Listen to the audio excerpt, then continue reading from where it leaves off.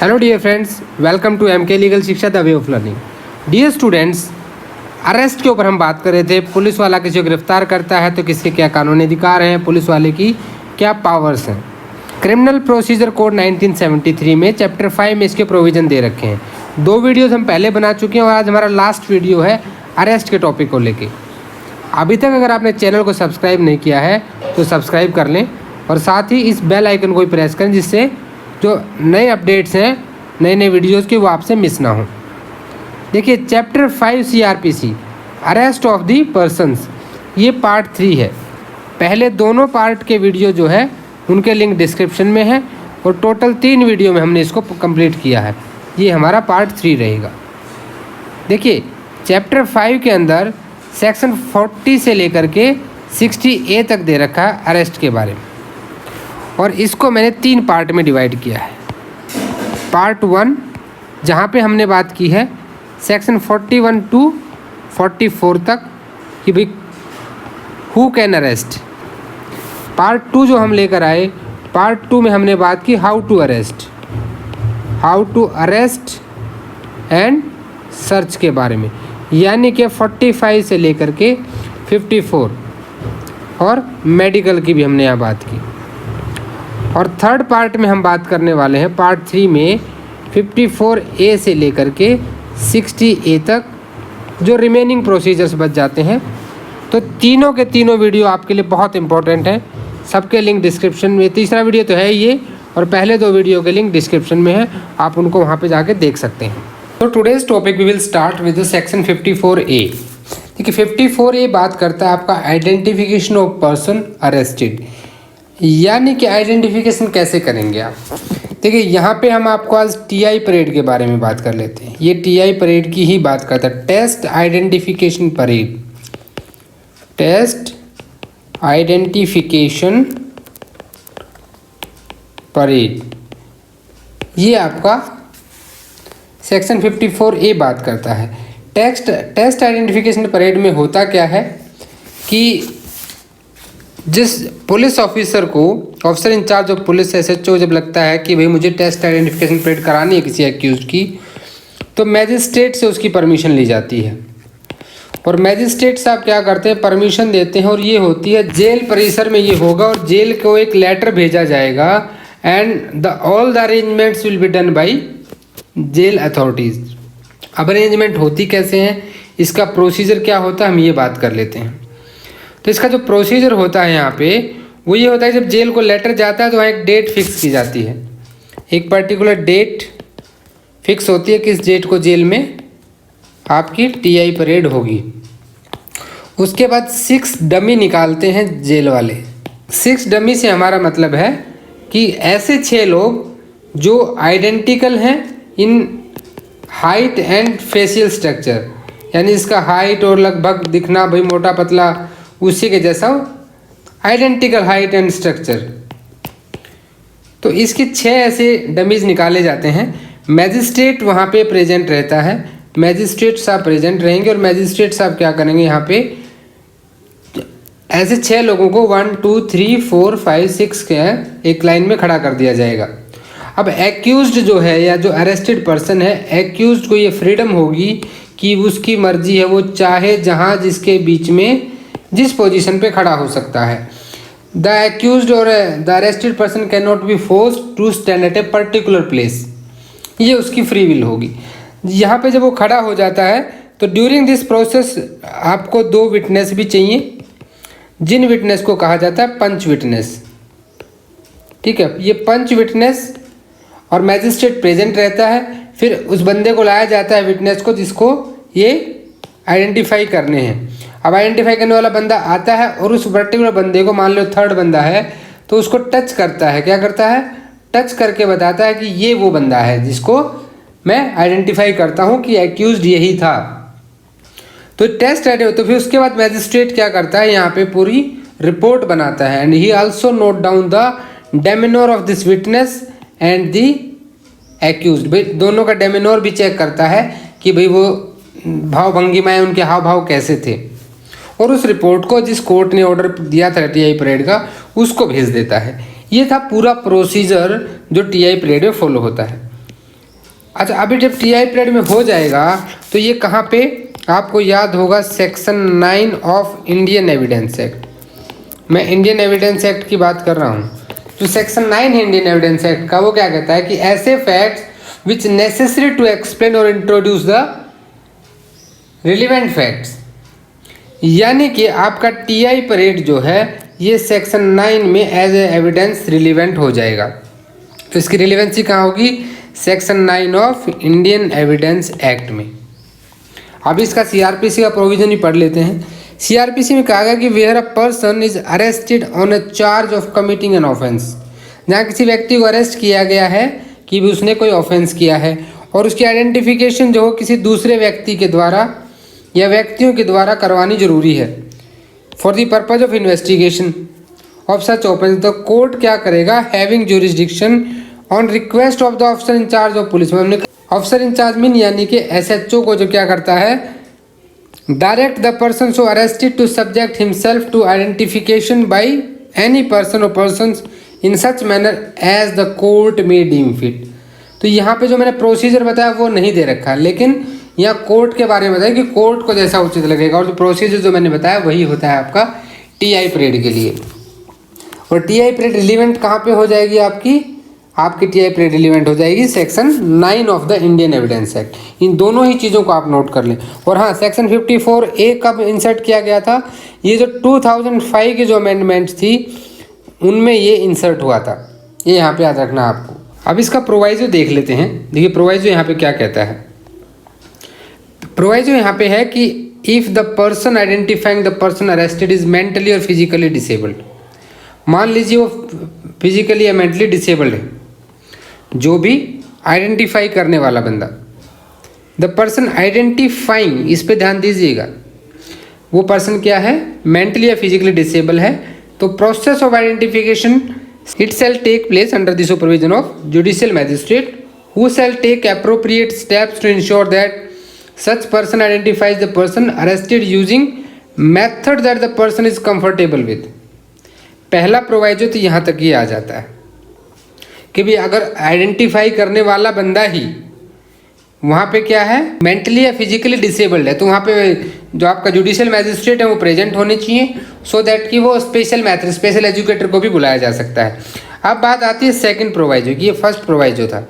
Second proviso क्या कहता है कि मान लो जिस बंदे को अरेस्ट किया गया है वही मेंटली या फिजिकली डिसेबल्ड है। भाई यहाँ पे तो क्या था पहले में कि भाई पहचान करने वाला मेंटली या फिजिकली डिसेबल था, बट जिसकी पहचान होनी है वही अगर डिसेबल्ड है तो उस टाइम पे आइडेंटिफिकेशन प्रोसेस जो है सेल बी वीडियोग्राफ्ड,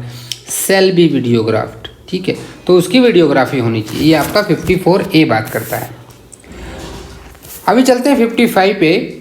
55 कहता है कि procedure when police officer depute subordinate to arrest without warrant. देखिए ये डेप्यूटिंग सबऑर्डिनेट टू अरेस्ट की बात करता है यहाँ पे, कि जब किसी सबऑर्डिनेट को अरेस्ट करने के लिए भेज दिया जाता है।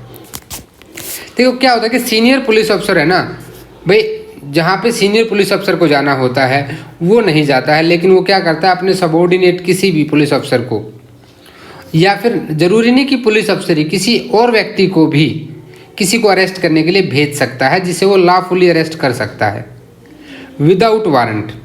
लेकिन जब ऐसे में होगा कि सच सबऑर्डिनेट अफसर जो है ना वो अंडर ड्यूटी टू अरेस्ट है, उसको अरेस्ट तो करना पड़ेगा, वो मना नहीं कर सकता है। लेकिन यहाँ पे क्या है कि जो सीनियर पुलिस अफसर उसको भेजेगा, he will send with a written order, यानी कि राइटिंग में वो सबऑर्डिनेट अफसर को क्या देगा, एक भाई इसमें स्पेसिफाई करेगा ना कि किसको अरेस्ट करना है, क्यों अरेस्ट करना है, और जब वो बंदा उसको अरेस्ट करने जाएगा तो उसको, जिस बंदे को अरेस्ट करना है, तो सबऑर्डिनेट अफसर उसको दिखाएगा कि देखो भाई मेरे पास ये सीनियर अफसर का आदेश है। व्हेन एनी पुलिस अफसर इन charge of a police station, यानी कि SHO, और एनी पब्लिक अफसर making an investigation under the chapter 12। Chapter 12 कहाँ से कहाँ आता है आपका, 154 से लेकर 176 तक आता है। तो 176 तक हम इन्वेस्टिगेशन की बात कर चुके हैं। इन्वेस्टिगेशन क्या होती है, FIR कैसे लिखी जाएगी 154 में कॉग्निजेबल ऑफेंस में, नॉन कॉग्नि 155 में, 173 में चालान कैसे पेश होगा, तो ये सारे के सारे ना नीचे डिस्क्रिप्शन में इसके आपको लिंक मिल जाएंगे। आपके पूरा इन्वेस्टिगेशन के ऊपर 4 वीडियो अवेलेबल हैं, चारों को देख सकते हैं, तो आपको चीज़ें वहाँ वो भी क्लियर हो जाएंगी। तो भाई any officer subordinate to him, यानी कि जो इन्वेस्टिगेशन कर रहा है वो एसएचओ भी हो सकता है और किसी को अगर ऑथराइज किया गया है तो वो अपने से सबॉर्डिनेट किसी को भी अरेस्ट विदाउट वारंट के लिए भेज सकता है। Otherwise then in his presence any person who may lawfully be arrested without a warrant, जिसको बिना वारंट लॉफुली अरेस्ट किया जा सकता है ऐसे व्यक्ति के लिए, तो उसे shall deliver the officer required to make the arrest an order in writing. इसको यहाँ पे ध्यान दीजिए, एन ऑर्डर इन राइटिंग क्यों देना पड़ेगा, क्योंकि स्पेसिफाई करेगा पर्सन भाई किसको अरेस्ट करना है, क्या ऑफेंस उसने किया है, क्या ऐसा रीज़न है कि अरेस्ट के लिए उसे भेजा जा रहा है। और ऐसा अफसर क्या करेगा, before making the arrest notify the person, उस व्यक्ति को दिखाएगा कि भाई मेरे पास ना देखो मेरे सीनियर अफसर का एक लेटर है, रिटर्न ऑर्डर है और उन्होंने मुझे बोला है कि भाई उसको अरेस्ट करके लेकर आओ, तो मैं आपको लीगली कर रहा हूँ, मुझे ऑथराइज किया गया है by my superior officer. Sub section 2 यहाँ पे क्या कहता है, nothing in sub section 1 shall affect the power of the police officer to arrest under section 41। भाई जो यहाँ दे दिया गया ना, मान लो उसको ऑथराइज तो कर दिया, तो 41 में जो पुलिस की हमने पावर पड़ी थी उन पे कोई इफेक्ट नहीं पड़ेगा इससे, ये इतनी सी बात कह रहा है।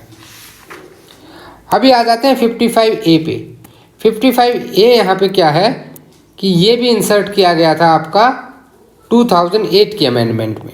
ये ज़रूर ध्यान दीजिए कि जो ए वाले हैं मतलब सब सेक्शन जो डाले गए हैं अलग अलग सेक्शंस, वो कब इंसर्ट किए गए, इससे कभी कभी क्वेश्चन रह जाता है। अभी आपने अरेस्ट तो कर लिया किसी को, तो उसकी हेल्थ और सेफ्टी के लिए कौन जिम्मेदार होगा, हेल्थ और सेफ्टी, क्योंकि आप देखेंगे इंडिया में बहुत सारे आपने ऐसे केसेस सुने होंगे कि भाई ड्यूरिंग पुलिस कस्टडी किसी की डेथ हो गई, अरेस्ट करके ले गई पुलिस की डेथ हो गई, fake encounter cases, there are lot of the cases pending in India. तो यहाँ पे क्या है कि जो उसको अरेस्ट करके ले जा रहा है भाई ये उसकी ड्यूटी है। ये सेक्शन कह रहा है कि it shall be the duty of the person having the custody of accuse person to take reasonable care of the health and safety. भाई रीजनेबल केयर रखनी है उसकी हेल्थ और सेफ्टी की। बीमार हो जाता है तो डॉक्टर को दिखाना है, ऐसा नहीं है कि जेल में है बीमार है तो पड़ा रहेगा, तो उसकी जिम्मेदारी उसकी किसकी हो जाती है, it shall B duty of the person having custody, जिसके पास उसकी कस्टडी है। पुलिस में है तो एसएचओ, प्राइवेट पर्सन ने अगर पकड़ा तो उसके पास, जिसने भी अरेस्ट किया है। अभी आ जाते हैं मोस्ट इंपॉर्टेंट सेक्शंस पे 56 और 57, इनको हम एक साथ पढ़ेंगे। देखिए 56 क्या कहता है कि पुलिस वाले ने आपको पकड़ लिया तो कितनी देर आपको थाने में रख सकता है। तो भाई person arrested to be taken before magistrate or officer in charge of police station. जब भी पुलिस अफसर ने कोई अरेस्ट किया है बिना वारंट के, विदाउट अननेसेसरी डिले, इसको हाईलाइट कर लें अपने इसमें, without unnecessary delay, subject to the provision herein contained as to bail, bail के प्रोविजन को देखते हुए, take or send the person attested before the magistrate having jurisdiction or before the officer in charge of police station. जब 43 में private person ने किया तो वो कहाँ लेकर जाएगा, officer in charge of police station के पास, और अगर पुलिस ने ही किया है तो मैजिस्ट्रेट के पास। तो विदाउट अननेसेसरी डिले, बहुत सारे केसेस में कोर्ट ने क्लियर कर दिया है कि विदाउट अननेसेसरी डिले ही उसको लेकर जाना है। अननेसेसरी डिले मान लीजिए अभी कोर्ट आपकी वहाँ से 5 किलोमीटर दूर है, तो कितना समय आपको चाहिए वहाँ तक जाने के लिए, ये सब चीज़ें देखी जाएंगी। Depending upon the bail provision, अगर बेलेबल ऑफेंस है तो पुलिस वाला भी उसको बेल दे सकता है। अब 57 इसी का एक प्लस सेक्शन है। ये कहता है कि भाई डिटेन्ड मोर देन 24 आवर, ये तो है एक्चुअल सेक्शन यही है, बट ये लिमिट लगाता है इसके ऊपर कि भाई कितना अनड्यू, जो विदाउट अननेसेसरी डिले तो कर दिया, लेकिन किसी भी हाल में 24 घंटे से ज़्यादा नहीं होना चाहिए। नो पुलिस अफसर shall detain in custody a person arrested without warrant or longer period than the all circumstances as the case is reasonable. अभी तो कहाँ रखेंगे, तो देखिए इसके लिए हम समझते हैं 2 चीज़ें। एक आपकी होती है पुलिस कस्टडी और एक होती है आपकी जुडिशियल कस्टडी। पुलिस कस्टडी और जुडिशियल कस्टडी में डिफरेंस भी बात कर लेते हैं हम। हालांकि हमने इन्वेस्टिगेशन वाले चैप्टर में भी इसके बारे में पहले बात कर ली थी कि क्या डिफरेंस होगा दोनों केसेज में, पुलिस कस्टडी में क्या होगा और सिविल आपका उस कस्टडी में क्या होगा। जब किसी को अरेस्ट किया जाता है, when somebody arrest by police, मान लो अरेस्ट उसको किया है एक पर्टिकुलर फर्स्ट डेट में, तो भैया इस दिन के 24 घंटे से ज़्यादा 24 आवर से ज़्यादा पुलिस वाला से अपने पास नहीं रख सकता, 57 कहता है। लेकिन ये तो मैक्सिमम लिमिट है। यहीं पे वो ये भी कहता है 56 में कि अननेसेसरी डिले नहीं करना है। अगर पॉसिबल है, नियरेस्ट मैजिस्ट्रेट अवेलेबल है तो भेज देना है। 24 घंटे तो मैक्सिमम है। अब 24 घंटे के बाद जाएंगे, उसको मैजिस्ट्रेट के सामने पेश किया जाएगा और मैजिस्ट्रेट साहब यहाँ क्या करेंगे, 167 जब आप पढ़ोगे तो वहाँ आपने पढ़ा है 2 तरह की चीज़ें कि भाई इन केस अगर 10 साल से कम की सज़ा का प्रावधान है, जो पनिशमेंट है वो 10 साल से कम है, तो उस केस में जो है मैक्सिमम आपके 60 डेज दे सकता है। और अगर 10 ईयर से ज़्यादा की पनिशमेंट है तो उस केस में 90 डेज के लिए टोटल वो दे सकता है। लेकिन इसमें एक चीज़ बता दो, पुलिस रिमांड आपका 15 डेज से ज़्यादा नहीं हो सकता इन होल। जैसे 2-2 दिन 4-4 दिन पुलिस रिमांड में आपने सुना होगा कि पुलिस रिमांड में मांग लेती है, तो 167 में पुलिस जाएगी किसके पास, मैजिस्ट्रेट के पास, और बोलेगी जी हमें इसको पूरे इन्वेस्टिगेशन के लिए बंदा चाहिए, तो भैया 15 डेज तक के लिए वो अपने पास रख सकते हैं एज पर सेक्शन 167। और ये अलग अलग टुकड़ों में हो सकता है, जैसे 4 दिन एक बार दिया, 5 एक बार दिया, 6 एक बार दिया, ठीक है। तो बस ये 15 डेज से ज़्यादा नहीं हो सकता। तो जो ये 15 डेज हैं ये आपके पुलिस कस्टडी होते हैं जब वो पुलिस स्टेशन में रहता है। लेकिन जब उसको इस 15 डेज के बाद क्या होगा, हमने कह दिया ना कि भाई 60 डेज और 90 डेज की हमने एक लिमिट बता दी। तो 15 डेज के आगे जो कस्टडी मिलेगी वो मिलेगी जेल में, और जब बंदा जेल में रहता है तो उसे हम कहते हैं जुडिशियल कस्टडी। यानी कि 60 दिन और 90 दिन में से 15-15 दिन छोड़ के जो बाकी टाइम बच जाएगा वो आपका जुडिशियल कस्टडी में आ जाएगा। तो आई होप आपको पुलिस कस्टडी, जुडिशियल कस्टडी भी अच्छे से क्लियर हो गया होगा। देखिए अरेस्ट में क्या है कि बहुत सारे केसेस जहाँ ये माना गया है कि भाई अगर आपके सारे प्रोसीजर फॉलो नहीं हुए हैं तो वहाँ पे इलीगलिटी है। वहाँ क्या माना जाएगा कि वो जो अरेस्ट है वो इलीगल था। जितनी भी कंडीशन बताई हमने अब तक अरेस्ट में पढ़ी हैं वो सारी की सारी वहाँ पे फॉलो होनी चाहिए। अभी हम देख लेते हैं आगे अपना 58 यहाँ पे कहता है कि police to report the apprehension. भाई पुलिस वाला अगर किसी को पकड़ेगा तो उसे क्या करना पड़ेगा, बताना पड़ेगा। किसको बताएगा वो, तो कोई भी officer in charge of the police, यानी कि SHO जब किसी को अरेस्ट करता है तो वो उसकी रिपोर्ट करता है किसको, DM को, एग्जीक्यूटिव मैजिस्ट्रेट जो आपका होता है। हमने कहाँ पढ़ा था, सेक्शन 20 में बताया गया एग्जीक्यूटिव मैजिस्ट्रेट के बारे में, डिस्ट्रिक्ट मैजिस्ट्रेट। और इफ सो डायरेक्ट SDM, भाई या फिर उसने अगर डायरेक्शन दे रखे हैं तो SDM को। The cases of all person arrested without warrant with the limit of their respective stations whether such person have been admitted to bail or otherwise. चाहे उनको भले बेल पे क्यों ना छोड़ दिया गया हो, लेकिन एक पुलिस स्टेशन के जुरिडिक्शन में जितने लोगों को विदाउट वारंट अरेस्ट किया गया है उसकी इन्फॉर्मेशन DM को देनी है। उसके बाद 59 क्या कहता है, 59 कहता है आपका कि डिस्चार्ज ऑफ पर्सन एप्रीहेंडेड, भाई जिसको पकड़ लिया उसको कब छोड़ा जाएगा। No person who has been arrested by police officer shall be discharge except his on bond on bail under special order of magistrate. 3 condition में छोड़ा जा सकता है, या तो उसके खुद के बॉन्ड पे, या उसने बेल की शॉर्टीज दे दी हो, या फिर मैजिस्ट्रेट साहब ने कोई स्पेशल ऑर्डर पास कर दिया। उन 3 कंडीशन में उसको छोड़ सकता है पुलिस वाला।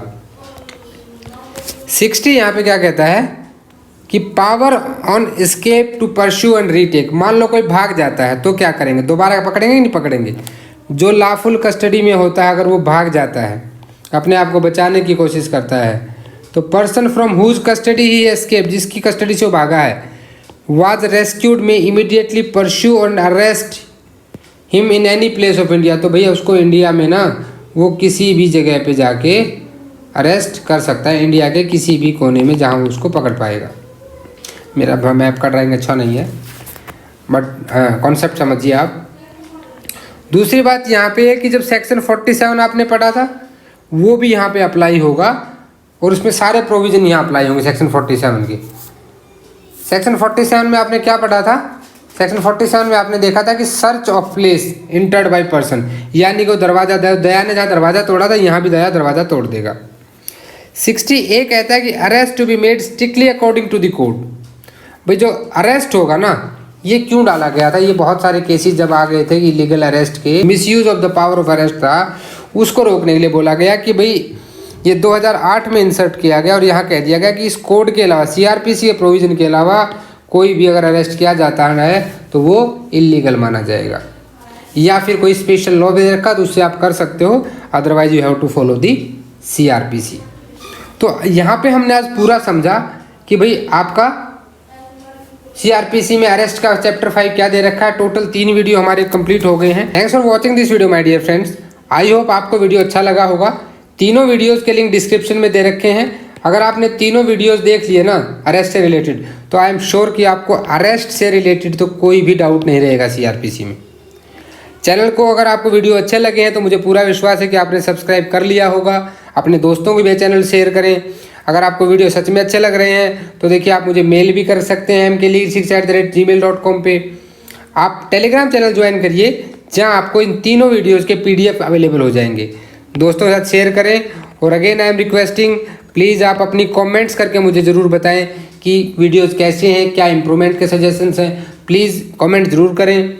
मिलते हैं नेक्स्ट वीडियो में, तब तक के लिए जय हिंद, जय भारत,